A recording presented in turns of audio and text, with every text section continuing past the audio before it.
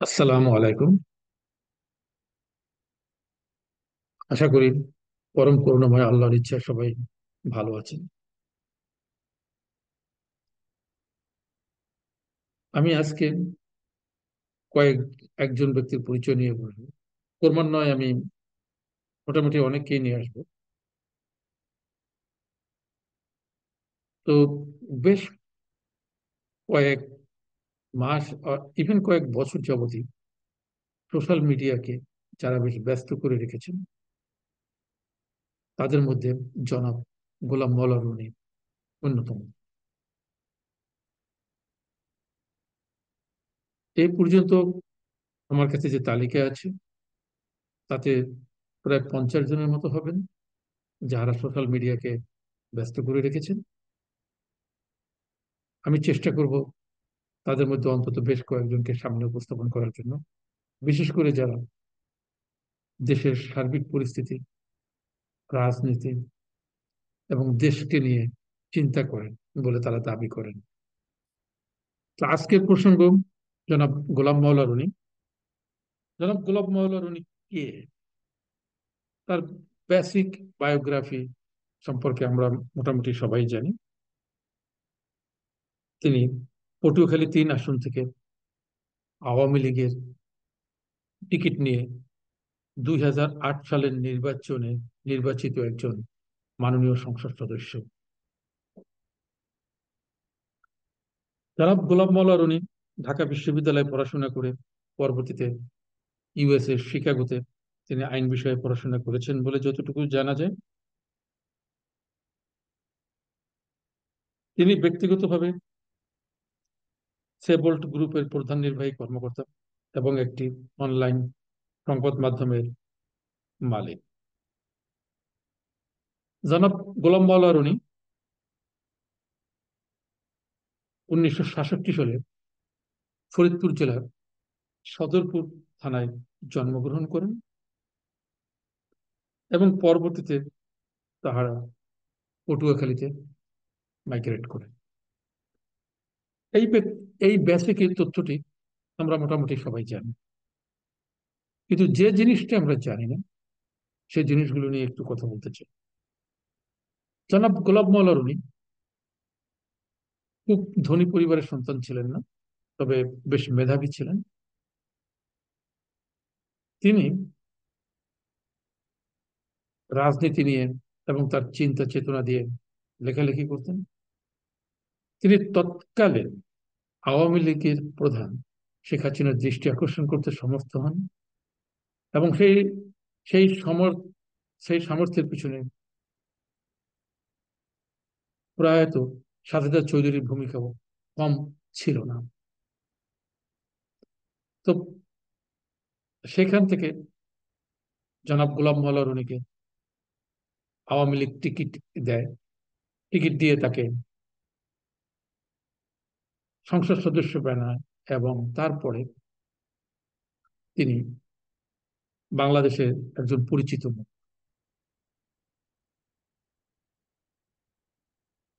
যেই আওয়ামী লীগ তাকে পরিচিতি এনে দিল, তার মেধার মূল্যায়ন করল, সেই আওয়ামী লীগকে তিনি বারবার বিপদের মধ্যে ফেলেছেন। হ্যাঁ, তিনি সত্য কথা বলতে পছন্দ করেন, এটা খুবই ভালো গুণ। কিন্তু প্রশ্ন দাঁড়াচ্ছে, আপনি আওয়ামী লীগের একজন এমপি, আওয়ামী লীগের সমালোচনা আপনি করবেন অবশ্যই, কিন্তু সেটা তো আপনার সংসারের ভিতরে, আপনার ঘরের ভিতরে, আপনি আওয়ামী লীগের নেতৃত্বের মধ্যে, আওয়ামী লীগের মিটিং এ। কিন্তু জনগণের সামনে যখন এটা আপনি উন্মোচন করলেন, তখন আপনি কতটুকু আওয়ামী লীগের ধারণা বহন করেছিলেন, সেটা ছিল একটা বড় প্রশ্ন। আর আপনি যে দৃষ্টিতে বিষয়গুলো দেখেছেন, সেই দৃষ্টিতে আপনার উপরের নেতৃবৃন্দ সেটা দেখেছে কিনা, সেটাও আপনার বোঝার প্রয়োজন ছিল। আপনি সেটি করেননি। জনাব রনি, যিনি আপনাকে চেয়ার দিয়ে চেয়ারে বসার সুযোগ করে দিলেন, সেই চেয়ারের পায়া দিয়ে তাকেই আপনি পিটুলেন। একবার চিন্তা করে দেখেন তো, একজন মানুষ হিসাবে আপনার অবস্থানটি কোথায়? আপনি কি নিজেকে গ্রেটফুল আর আনগ্রেটফুল বলে দাবি করবেন? হ্যাঁ, আওয়ামী লীগের আপনি কট্টর সমালোচনা করেছেন, এবং বাহিরে, কারণ মানুষের জনপ্রিয়তা নেওয়ার চেষ্টা করেছেন আপনি, কিন্তু দলের ভিতরে দলকে কারেক্ট করার কতটুকু চেষ্টা আপনি করেছেন? দলে তো আপনাদের সবসময় মিটিং হয়েছে। আপনাদের তৎকালীন আপনাদের তৎকালীন প্রধানমন্ত্রী এবং আওয়ামী লীগের নেত্রী শেখ হাসিনার সাথে আপনার দেখা হয়েছে, বিভিন্ন কার্যকরী গ্রুপের মিটিং হয়েছে, আপনাদের স্ট্যান্ডিং কমিটির মিটিং হয়েছে। আপনি সেই সব জায়গায় কতটুকু ভূমিকা নিয়েছেন? এবং আপনি, আপনার সে ধরনের কোনো কিছু খুব একটা শোনা যায় না। হয়তো আপনি নিয়েছেন, সাকসেসফুল হননি, কিন্তু নিজের ঘরের দুর্নাম বাহিরে কারা করে? অবশ্যই তারা সুপুরুষ না, তারা ব্যর্থ এবং কাপুরুষ। জনাব রনি, হ্যাঁ, আওয়ামী লীগ আপনার এই আচরণের জন্য 2014 সালে নমিনেশন দেননি।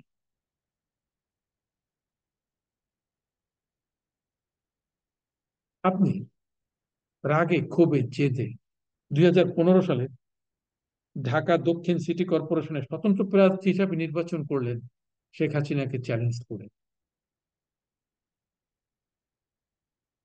এটা কি একটু খুব বেশি অ্যারোগ্যান্স হয়ে যায়নি? এরপরে আপনি এরই মধ্যে আপনি 2013 সালে দরবেশ বলে খ্যাত জনাব সালমান এফ রহমানের ইন্ডিপেন্ডেন্ট টেলিভিশনের দুজন সাংবাদিককে আপনি প্রহার করলেন, যে অভিযোগে আপনাকে গ্রেপ্তারও করা হয়েছে, এবং পরবর্তীতে আপনি কারাগার থেকে মুক্তি পেয়েছেন সেপ্টেম্বর মাসে। আপনি গ্রেপ্তার হয়েছিলেন জুলাইতে, এবং আপনাকে মুক্তি দেওয়া হয়েছিল সেপ্টেম্বর। আপনি তো একজন পিতা। সন্তান যখন বেঁকে যায়, বাবা কি করে? বাবা বিভিন্ন ভাবে চেষ্টা করে তাকে বোঝানো, তাকে কন্ট্রোলে আনার। যদি আনতে না পারে, বাবা তাকে মৃত্যুর শাস্তি দেয়। তাই বলে কি সন্তান বাপকে ত্যায্য করে চলে যাবে? আপনি কি সে কাজটি করেননি জনাব রনি? আপনি, আপনাকে যখন নমিনেশন দেওয়া হলো না, আপনি রাগে ক্ষোভে সিটি কর্পোরেশন নির্বাচন করলেন। এরপরে 2018 সালে আপনি বিএনপির হয়ে নির্বাচন করলেন। তা আপনার নীতি নৈতিকতার জায়গাটা কোথায়? আপনি সোশ্যাল মিডিয়াকে একদম বলে বেড়াচ্ছেন অনেক নীতির কথা। প্রশ্ন করুন তো আপনার নিজেকে, যে আপনার নীতি এবং নৈতিকতার জায়গাটা কতটা উচ্চ। ইদানিং আবার আপনার সুর শোনা যাচ্ছে ইনিয়ে বিনিয়ে বিভিন্ন ভাবে সেই 75-এর, সরি, সেই 71-এর পরাজিত শক্তি পক্ষে বিভিন্ন ভাবে ইনিয়ে বিনিয়ে, কিন্তু সরাসরি আপনি বলতে পারছেন না। জনগণ, শেখ হাসিনার যে পতন হয়েছে, এতে সারা বাংলাদেশের মানুষ যেমন খুশি হয়েছে, আমিও খুশি হয়েছি। কিন্তু আজ এই খুশির ভাগ ভাগিদার বিএনপির সংসদ সদস্য হিসাবে আপনি পেতেই পারেন। বিএনপির নেত্রী এবং বিএনপির সংসদ সদস্য হিসাবে আপনি যেহেতু সংসদ সদস্য হওয়ার চেষ্টা করেছিলেন, আপনি অবশ্যই সেটি পেতে পারেন। কারণ বিএনপির জ্বালাও পোড়াও এবং ধ্বংসযজ্ঞ ছাড়া এটা হয়তো সম্ভব হতো না। যেমন সিরাজগঞ্জে থানা জানিয়ে দেওয়া, এটা দেখা যাচ্ছে যে বিএনপিরই দায় ছিল, এবং বিভিন্ন জায়গায় ছাত্রদল এবং বিএনপির সন্ত্রাসীরা করেছে, এবং তাতে জঙ্গি গোষ্ঠী এবং জামাতের সহযোগিতা ছিল। তো সেই সাকসেসের অংশীদার অবশ্যই আপনি। আর আজকে 30-31 প্রফেসর মোহাম্মদ ইউনূস ক্ষমতা আসার পর থেকে সারা দেশে যে অনাচার হচ্ছে, অত্যাচার হচ্ছে, এর অধিকাংশের পিছনেই বিএনপি দেয়। হয়তো 100% হবে না, বাট অধিকাংশের পিছনে বিএনপি দেয়।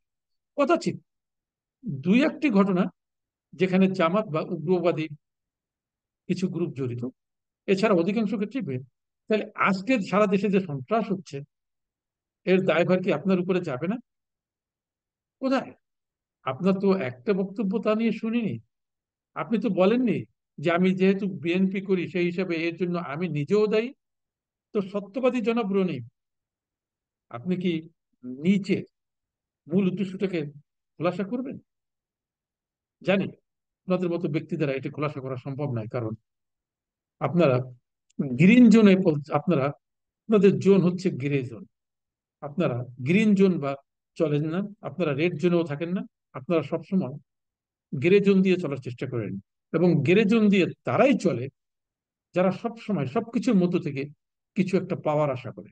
আমি জানি না আপনার ব্যক্তিগত প্রচেষ্টাটা কি। আমি ব্যক্তিগতভাবে আপনার সাথে আমার কোনোদিন কথাও হয়নি, কিন্তু আপনার সম্পর্কে আমি যতটুকু জানি ততটুকু তুলে ধরলাম। আমি মনে করি যে আপনি যদি সত্যবাদী হয়ে থাকেন, আজকে সারা বাংলাদেশে যে অনাচার হচ্ছে, একজন বিএনপির কার্যকরী সদস্য, আমি কার্যকরী বোর্ড বলছি না, একজন বিএনপির বোনাফাইড মেম্বার হিসেবে আপনি তার লায়াবিলিটি শেয়ার করবেন, এবং শেয়ার করে জনগণের কাছে পরিষ্কারভাবে ক্ষমা চাবেন। এবং শুধু আপনি নয়, যারা আপনাদের মতো এরকম আছে, তারা প্রত্যেকে সোশ্যাল মিডিয়ায় আপনাদের অপরাধগুলো তুলে ধরবেন, যে বাংলাদেশের কোথায় কোন কোন কাজে কোন কোন ধ্বংসযজ্ঞে বিএনপি জড়িত এখনকার সময়, আর সেগুলোর জন্য আপনাদের ভূমিকা কতটুকু এবং তার দায়ভার আপনি কতটুকু নিলেন। তো আশা করি আমার বক্তব্যটি আমি আপনাকে পরিষ্কার করতে পেরেছি। তো শুধু জনাব রনি নয়, এরকম আরো অনেকেই আছেন। আমি অনেকের নাম বলছি, একটু আগে আমি শুরুতেই বলেছি যে প্রায় 50 জনের একটি তালিকা আছে। আমি একে একে প্রত্যেকেরই স্বরূপটা উন্মোচন করার চেষ্টা করব। তো সবাই ভালো থাকবেন। আল্লাহ হাফেজ।